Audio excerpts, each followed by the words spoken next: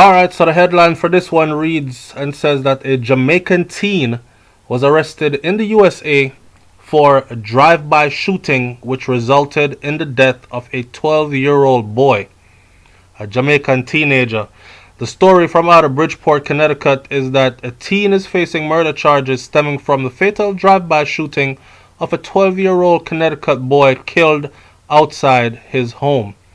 Bridgeport Police Chief Armando Perez confirmed Monday to the Connecticut Post that 18-year-old Tajay Chambers, which you see here in this picture, has been charged with murder with special circumstances, carrying a pistol without permit, second-degree larceny, and risk of injury to a child.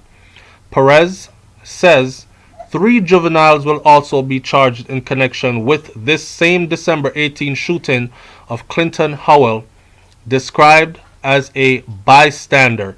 So in other words, they went out there to shoot someone else while driving by in a car and ended up killing a 12-year-old child. You leave Jamaica for come do that a foreign youth, really? Chambers has been in custody since December 19th of an October alleged assault. A judge held him on $500,000 bond. Now let me tell you something about this $500,000 bond. I'm willing to bet that his parents did not have the money to get him out. Connecticut is one of the most wealthiest states in the USA, but it also has a part or parts of it that would be considered some of the most impoverished places as well. ICE has placed a detainer on Chambers. ICE, you know. ICE, the people them who round up immigrants and deport them. ICE has placed a detainer on Chambers. This is Chambers. ICE placed a detainer on him. Authorities say Chambers is a Jamaican immigrant without legal status. So wow, not only are you illegal in the US, but you have been charged with committing murder, killing a 12-year-old child in a drive-by. He's scheduled to appear in court sometime soon, and it's not clear when exactly, according to the law.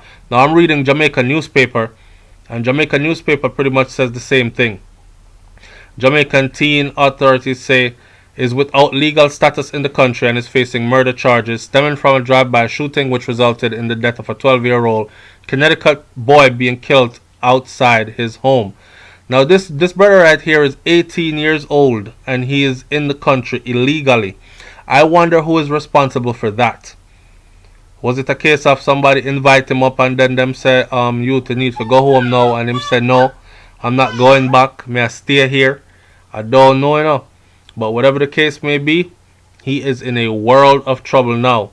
And now y'all can see, stuff like this only give people like Donald Trump right to say the things that he has said.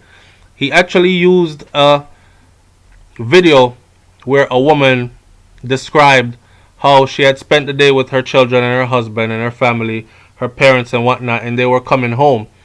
And she said she turned around, looked in the back seat, looked at her beautiful child, turned back around to say something to her husband, and they got broadsided by a vehicle that was traveling at high speed, twice the speed limit, and the individual in it at the end of the day was twice the legal limit of drunkenness.